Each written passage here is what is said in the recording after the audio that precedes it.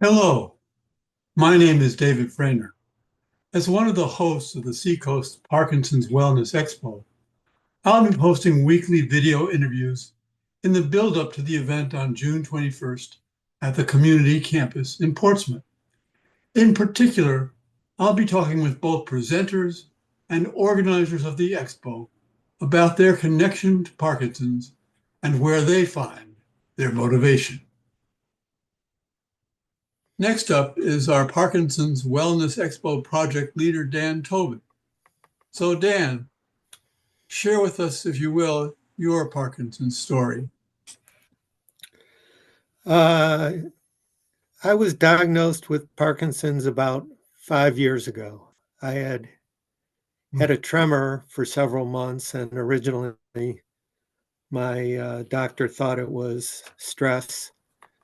But when it lasted for almost a year, he referred me to a neurologist who put me through the literal and figurative paces of Parkinson's exam and declared that several of my characteristics were Parkinsonian, which sounded very regal, but was not happy news.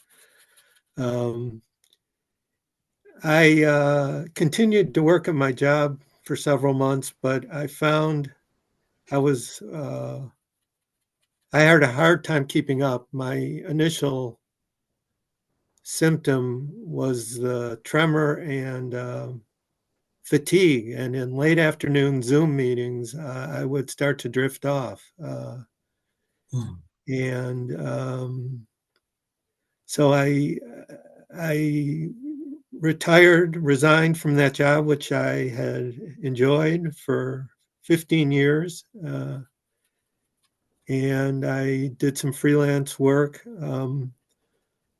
But it was a little bit of a 1-2 punch to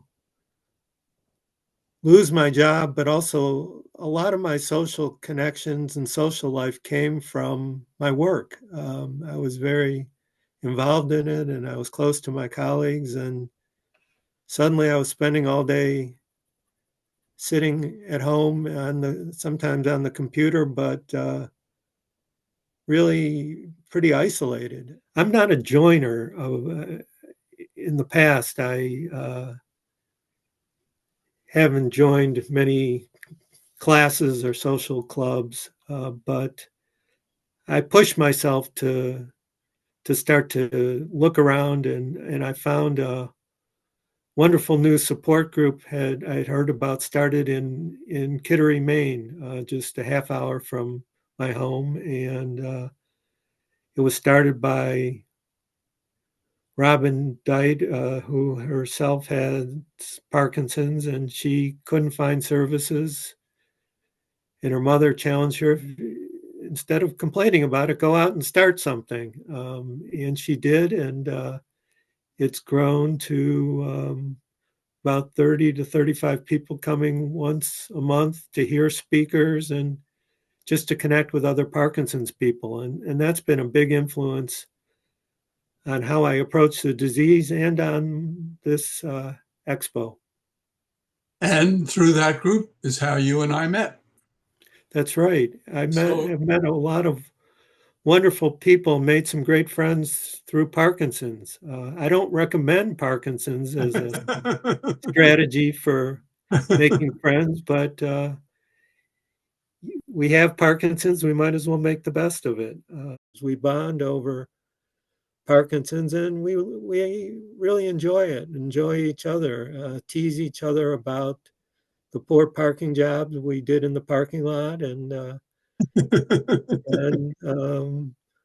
the other quirks that only Parkinson's people and their care partners know about. And so share with us, if you would, what led you to undertake this particular project? I mean, the Seacoast Parkinson's Wellness Expo, it's a big program and a big project, and maybe not the first thing that one would think of doing, uh, contemplating dealing with Parkinson's disease. So, what prompted you to take on this project, Dan?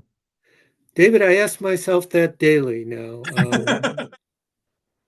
I think what prompted me was that feeling of the power of the face-to-face meeting. I think COVID and the growth led to the growth of Zoom, and Zoom is incredible, what you can do with it. But we don't need Zoom so much for local events. And whenever possible, I want to meet people face to face. I get a lot more energy from that. And, you know, in tracking all these resources of people who came, I thought a lot of Parkinson's people might have heard of rock steady boxing, but have no idea what it really entails.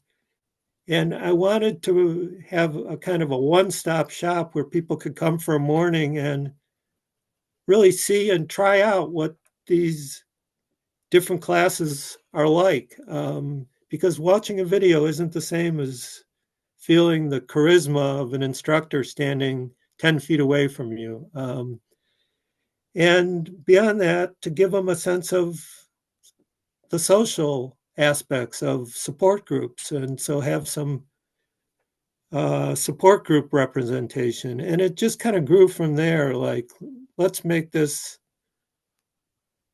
a really valuable, free local event that spans the physical workout side, but also the social side of finding motivation to exercise. Dan, in the minute or two we have left of our conversation, what would you say are the biggest challenges of this project? The, the most complicated part and also the most satisfying part are really thinking about motivation.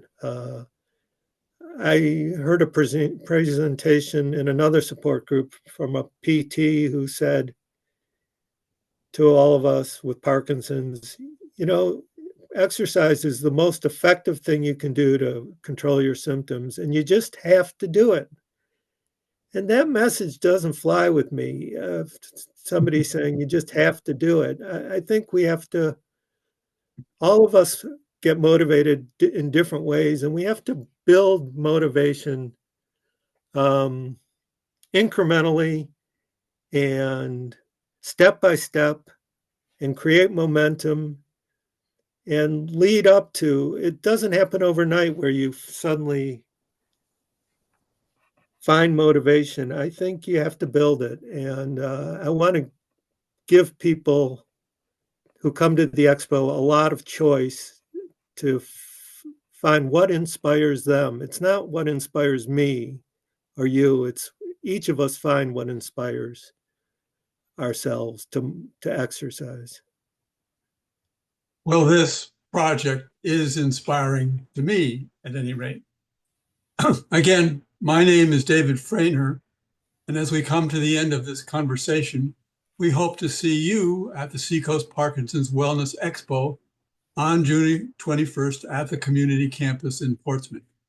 And in the meantime, for more Parkinson's resources in the Seacoast area, be sure to like and follow the Seacoast Parkinson's Wellness Facebook page.